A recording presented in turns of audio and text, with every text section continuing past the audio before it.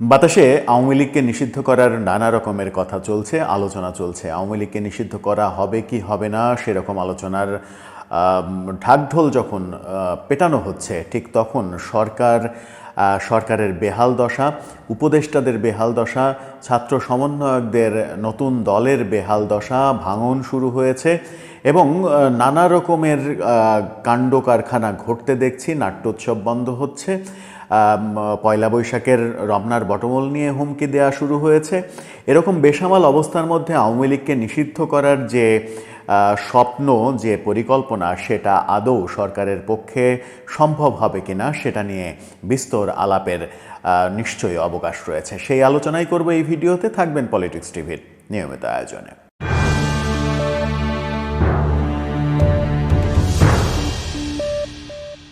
দর্শক, মূল ভিডিও শুরু করার আগে জানিয়ে দিই, আমাদের প্রজাপতি টেলিভিশন নতুন একটি ওটিটি প্ল্যাটফর্ম। সেই প্রজাপতি টেলিভিশন পলিটিক্স টিভির ভিডিওগুলো এখন থেকে স্পন্সর করছে। তাদের সৌজন্যে এই ভিডিও প্রচারিত হচ্ছে।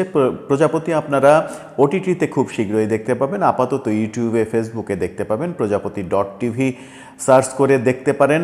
আমাদের ডেসক্রিপশনে লিঙ্ক দেয়া থাকবে, সেখানে ঢুকে সাবস্ক্রাইব করে প্রজাপতির সঙ্গে থাকতে পারেন। চলে যাই মূল ভিডিওতে। বলছিলাম, আওয়ামী লীগ নিষিদ্ধ করার ব্যাপারে সরকার যেভাবে ভাবছে, সরকারের এক উপদেষ্টা যেভাবে ওপেনলি কথা বলছেন, তার ফাঁকে সরকারেরই বেহাল দশা দেখা যাচ্ছে। এদিকে ছাত্র সমন্বয়কদের বেহাল দশাও দেখছি। ওদিকে কদিন আগেই আমরা শুনেছি মহানগর নাট্যোৎসব বন্ধ করে দেয়া হয়েছে। আজকে সংস্কৃতি উপদেষ্টা মোস্তফা সরোয়ার ফারুকীর এক সাক্ষাৎকারে ব্যাপারটা স্পষ্ট হলো অবশেষে। তিনি বলার চেষ্টা করলেন যে এটা কোনো গোষ্ঠীর হুমকির প্রেক্ষিতে হয়নি। মহিলা সমিতি কর্তৃপক্ষকে নাট্যকর্মীদেরই কেউ কেউ গিয়ে নাকি বলেছে যে নাট্য উৎসবের আড়ালে ফ্যাসিস্টরা আবারও একত্রিত হওয়ার চেষ্টা করছে, সেটা করতে দেয়া যাবে না। সেই কারণে মহিলা সমিতি এর বরাদ্দ বাতিল করেছে। এর সঙ্গে সরকারের কোনো সংযোগ নেই, সরকারের কোনো হাত নেই। ফারুকীর এই কথাই স্পষ্ট করে যে সরকার নিজে থেকেই এই নাট্যোৎসব বন্ধ করেছে। এটা সরকারের কোনো গোষ্ঠীর ওপরে দায় চাপালে হবে না।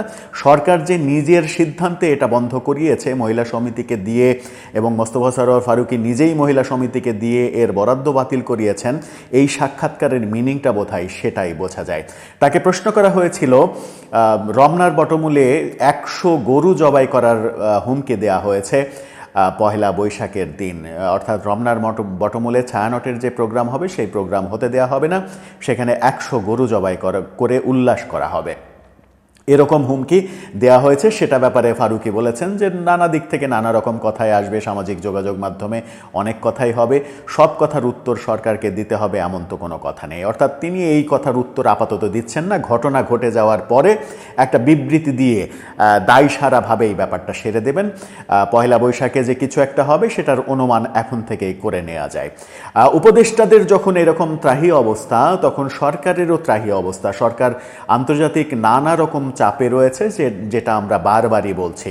আমেরিকার চাপ নতুন করে তৈরি হয়েছে, ইইউ গোষ্ঠীর চাপ তৈরি হয়েছে। জাতিসংঘ বলেছে সব দলকে নিয়ে নির্বাচন করতে হবে, কোনো দলকে নিষিদ্ধ করা যাবে না। তার মাঝেই আওয়ামী লীগকে নিষিদ্ধ করার ডামাডোল বাজছে।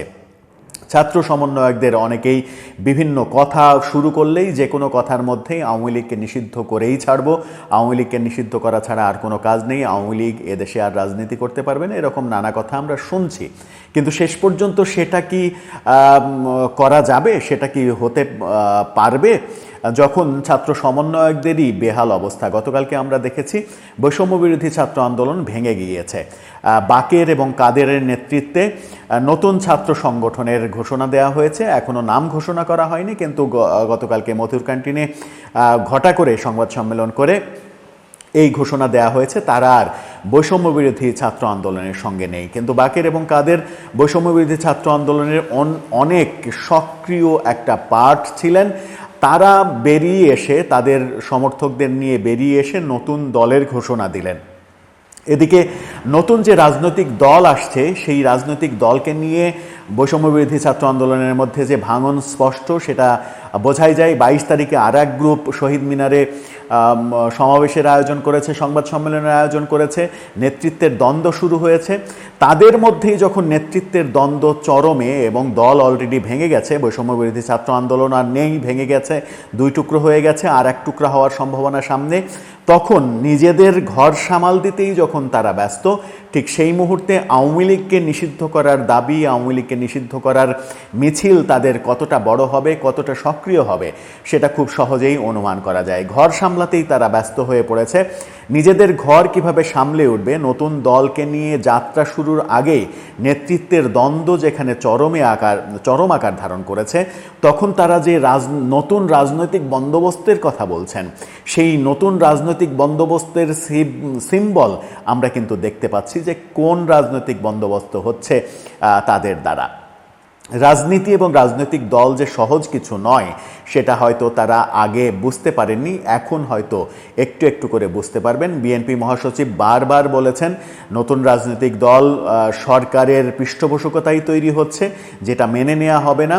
নাহিদ ইসলাম অবশেষে পদত্যাগ করতে যাচ্ছেন, শেষ পর্যন্ত নেতৃত্বের দ্বন্দ্বের কারণে তিনিও পদত্যাগ করেন কিনা নাকি নাটক আবার ঘুরে যায়, সেটা আগামী 2-4 দিনের মধ্যে স্পষ্ট হয়ে যাবে। তবে সব আলোচনার মধ্যে নিজেদের অবস্থা যখন ত্রাহি অবস্থা, ঠিক সেই মুহূর্তে আওয়ামী লীগকে নিষিদ্ধ করার যে পরিকল্পনা, সেই পরিকল্পনা বোধহয় ভেস্তে যাচ্ছে তাদের। দর্শক, শেষ পর্যন্ত কি হচ্ছে, যখন আজকে আওয়ামী লীগের হরতাল কর্মসূচি ছিল, যদিও সেই হরতাল কর্মসূচি নিয়ে খুব যে কিছু হয়েছে সেরকম খবর এখন পর্যন্ত সন্ধ্যার পর পর্যন্ত আমরা পাইনি। গত রাতে আমরা বিচ্ছিন্নভাবে বিভিন্ন জায়গায় মশাল মিছিল হতে দেখেছি। চট্টগ্রামের, সম্ভবত চট্টগ্রামেই, জায়গাটা ভুলে যেতে পারি, ভুল হলে ক্ষমা করবেন, একটা জায়গায় মসজিদের মাইকে ঘোষণা দিয়ে জনগণ বাইরে এসে মশাল মিছিল করেছে এবং হরতালের সপক্ষে এরকম কর্মসূচি করেছে। এরকম 2-4টা বিচ্ছিন্ন ঘটনা ছাড়া হরতাল কেন্দ্রিক খুব একটা যে বেশি কিছু শোনা গেছে তা শোনা যায়নি। আবার বড় ধরনের গ্যাঞ্জামের কথাও শোনা যায়নি। শেষ পর্যন্ত সারাদিনের আপডেট সন্ধ্যা পর্যন্ত কি হলো সেটা হয়তো রাতে স্পষ্ট হবে। স্পষ্ট হলে, গুরুত্বপূর্ণ কিছু থাকলে আমরা আবার হয়তো আসব। তবে এ পর্যন্ত যা হচ্ছে, সরকার এবং ছাত্র সমন্বয়করা যে আওয়ামী লীগকে নিষিদ্ধ করার কথা বারবার বলছেন, সেটা তাদের এই নিজেদের অবস্থা খারাপের মধ্যে কতটা সম্ভব হবে, আপনার মতামত জানিয়ে লিখতে পারেন আমাদের কমেন্ট বক্সে।